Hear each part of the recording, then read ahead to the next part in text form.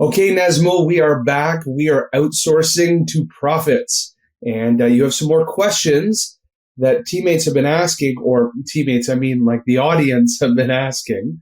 And please ask away. Let's talk about outsourcing or offshoring best practices. So here's what people are asking. People are asking which one is better, outsourcing or insourcing? Well, I don't know that one is better than the other. One just serves a different purpose. So the reason you may insource talent is you need to physically have human beings in North America at a geolocation. Like if you owned a restaurant or if you owned a fitness center, you need somebody who needs to be there physically. Another reason to do this is because you have to create these pods, these physical pods for brainstorming. Again, it requires physical requirement of being there.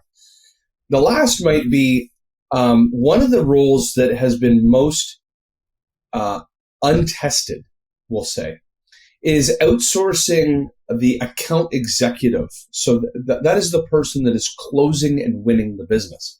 So at least from our perspective, we've tested every role, every responsibility within a business. We've had great success with offshoring.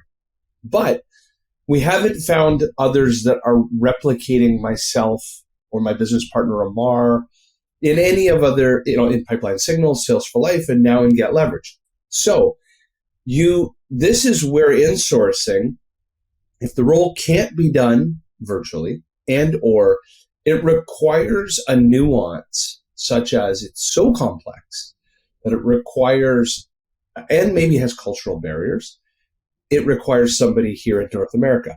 But from the rest of the perspective, offshoring or outsourcing works in every other role. Again, it serves so many purposes.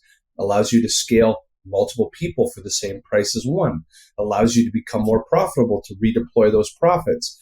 Allows you to take the savings you make in gross margins or cost customer acquisition and now become more competitive with your pricing or new product offerings. So I hope that answered your question. There are times, and as Pipeline Signals scales, we'll most likely scale an onshore closing sales force. Same at Sales for Life. And at Pipeline Signals, that's yet to be determined how we'll scale the sales force, but there might be instances where it makes sense to have those in North America. Yeah, absolutely. And so here's what I think. I think it is an interesting topic whenever we say him versus him or these versus that, right? It's outbound versus inbound. But when you are smart, you kind of know that it's not, most of the time, it's not about versus. It's about these and that, right? For some, as you mentioned, for some positions, obviously we need people in-house, and that's okay. That's the way it should be. And there are times when you can outsource, and that's the way it can be. So absolutely what you just said is, it's not about, is this better and that better? It is, I think it depends on the circumstances. And I also think we should not look at it that way. Same goes for inbound and outbound, right? Inbound or outbound, inbound versus outbound. No, we should not look at that way. I think both of them are important. It's about what you need, right? Okay, so I know we have covered this a few times, but people have been asking this in different ways. So now people are asking what outsourcing really means. What it really means is that you are leveraging non-core competency departments or functions. So that's as an example. You are a business that is an engineering business. There's two ways to define this. Many times you would look at outsourcing, meaning you would take the functions that are not core to your business. So that might be sales, marketing, customer success, finance, HR, and you would have other people do them. That's one definition of outsourcing.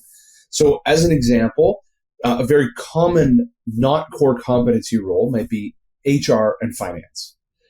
But from the perspective that we're discussing, what it's meaning is more of offshoring, meaning that instead of looking at the talent in your local market, in city, or even in your country, you're using labor arbitrage to look at talent overseas.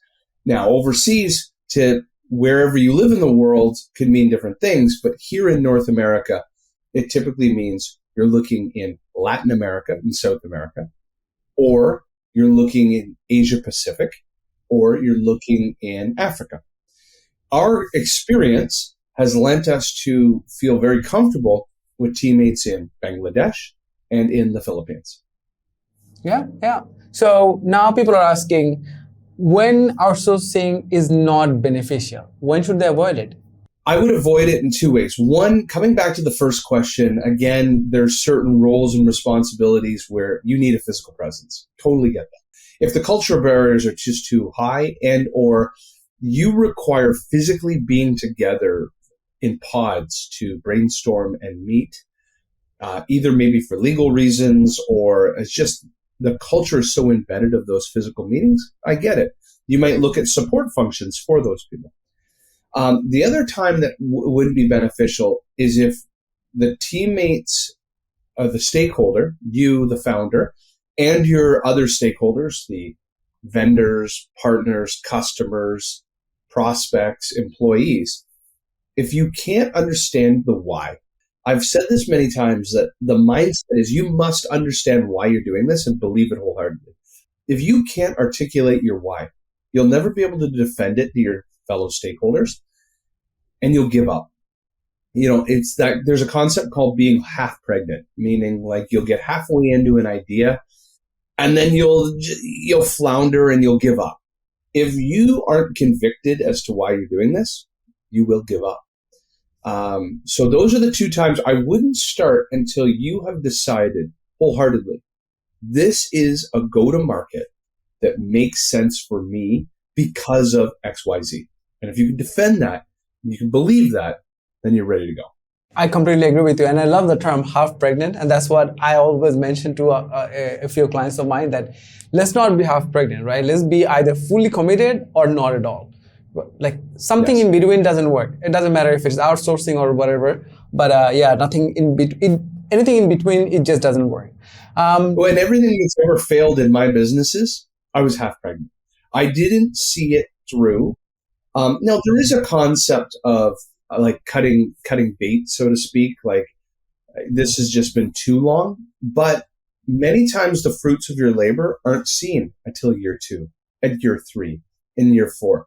But you're in month 4 and you go, oh, this isn't working, and you give up.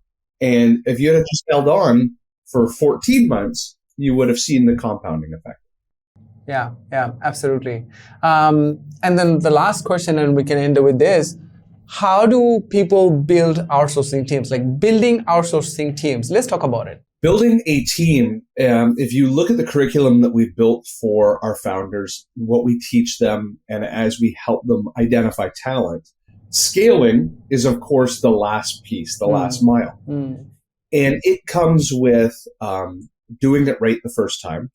And then, most importantly, putting managers or leaders in place that those can be onshore, but they know the why. They can defend the why. They're convicted into the why. Now, all of a sudden, they've put in place the infrastructure for success. People, process, technology to support offshore teammates. You have standard operating procedures for the role. So now you're cookie cutting and multiplying that role. So let's use this as a real life example. So Nazmo, we bring you on pipeline signals to grow an entire marketing department. The first thing that you ended up doing is you identified the role, you built people, process, technology for each of the functions. So SEO, videographer, content writer, and so forth. Now, over time, we'll want to expand marketing efforts, let's say into paid media or into newsletter campaigns or into podcasting. You'll need more teammates for that. And at the same time, it's an inevitability that you'll have employee churn. So people will leave, or either voluntary or you'll volunteer them and you'll have to replace them. But the best way to make sure you're successful is you've documented the standard operating procedure that's going to make that role successful. How does that role work? How does that role work into the bigger picture of marketing? And so you've already done this. And so we've had teammates that unfortunately had to leave. We just replaced them. And we needed to add because we're expanding marketing campaigns. The process is already there. But without you have been there, you understood the why. You've built the standard operating procedures. You have the infrastructure for success. We're tracking time. We have the right operating agreements. We have the right technology to communicate virtually. It becomes simple. And it's in no different from my perspective if the teammate was onshore or offshore. I have the same communication workflow. I use WhatsApp to talk to you, Google. We jump on Zoom calls. I mean, you could have lived anywhere else in Canada and we would have been communicating the exact same way. Yeah. I just want to add two things. One, I think when we are building an outsourcing team, it's really important for us to have an open mind. Because when you're just starting out, when this is the first time so things are different when you're building the team for the third or fourth or fifth time, right? When you're building the team for the first time, I would recommend everybody to have an open mind because you do not know what kind of people you'll be encountering. And unfortunately, I think not unfortunately, I think this goes for any kind of industry, but specifically for outsourcing, there are people who would say they can do a lot of things, but they'll not be able to deliver. So sometimes what happens is people, see this kind of people, people meet this kind of people, and then their impression is, oh, it doesn't work, and all the people who work in this industry, they're just bad people. It's just not like that. So one easy way to avoid this is obviously you can go to marketplace and there are people with a lot of ratings. You can work with them. That's one. Second thing, as I mentioned, is have an open mind. This definitely works. Otherwise, we wouldn't have worked together. And obviously there are thousands, like hundreds of thousands of people right now working like that, right? So I would highly recommend founders to have an open mind. You just don't know what you're going to encounter, again, when you're building the team for the first time. That's one. And then, go ahead. You wanted to add something? No, I was just going to say, in founders, you will encounter human problems, HR problems. Yes. No different though. And this is the part that is a myth or a fable or is part of legacy bias. People will say, yeah, but I'm going to have, name your quality issues, communication issues, what have you. Yeah, but you have that with your onshore teammates too. You're just been more accepting and more tolerant of it because there's a like-minded cultural similarity. Yeah. You'll have the same issues. Yeah, the second thing that I wanted to mention, you just mentioned anyway, is the culture. So understand the people that you'll be working with, they are from a different country. Maybe they have a different religion, right? They have different upbringing. So there can be certain things that can be very different from what you're used to. And I'll give you one tiny example. So if you work with people from Spain, oftentimes you will see they are gone for 2 to 3 hours in the afternoon. They're just gone. What are they doing? They're taking a nap. Now, if you're thinking they're slacking off, they're not, I promise you. It's just part of their culture. When I was there, I was like, where are all the people? Why all these stores are shut down? They're just taking a nap. And it is absolutely part of the culture. Yeah. So all I'm trying to tell you is that have an open mind, again, is connected with the culture part. So you might face some cultural shocks. So there will be different kind of cultures. And oftentimes what I've seen is people or companies who are respectful to the other cultures, they often do good. They just, both of the parties can see that each of them have respect for each other, and that helps you moving forward, instead of just saying, oh, no, today is not holiday in our country, so you can't take it off. That's just not going to work. You need to kind of respect the culture, the different kind of culture and different kind of behavior. And just, again, let's have an open mind and try to understand what's going on. Yeah, that's it. That's a great point. And one of the things we did at Pipeline Signals is we built a holiday calendar that showcases a collective holiday between Canada, Philippines, Pakistan, Bangladesh, India. Trying to remember if there's anywhere else. But basically, the rule of thumb that we created was this. Every teammate should, A, have at least 10 business days of holiday minimum. Number two, they shouldn't work when you're unwilling to work. This is my personal belief. Christmas to New Year's, end of the calendar year to us in the Christian world, it's meaningless dates and times to the non-Christian world, but it celebrates the closing of a calendar year. I never work it. I never will work it. And so because of that, why am I forcing my teammates to work it? So the way that we look at it is between Christmas and New Year's is automatically off. Then add 10 more business days. And what we did is we created a shared calendar so that A, it was transparent. We all knew when people were off. But B, the way that we built the calendar is we had teammates in Bangladesh, in the Philippines, would tell us what are the most important holidays in your region in order of operations. And let's just try to ensure that there's not such a crazy overlap that like the whole company shut down for 4 days. And it turns out that that's not true, because in Bangladesh, Eid was a week or two after Easter, as an example.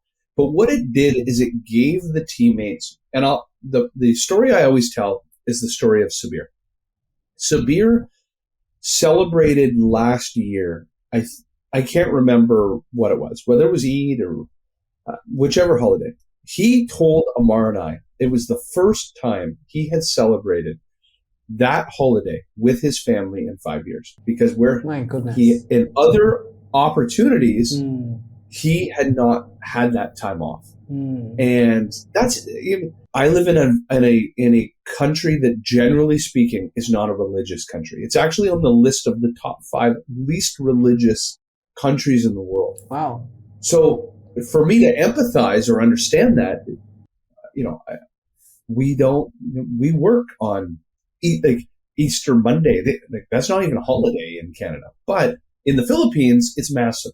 Halloween in Canada, yeah, it's a fun party day. Did you know that in the Philippines, November 1 and November 2, All Saints Day, is about burying the dead and celebrating the dead? It's humongous. And so just accept that, build a shared calendar, give people appropriate amount of time off, and you'll have hard work, but more importantly, lack of churn, or we'll call it employee retention. Yeah. Recruiting talent is expensive, and it's cumbersome and time consuming. Do what you can to keep the talent. And that's a small gesture.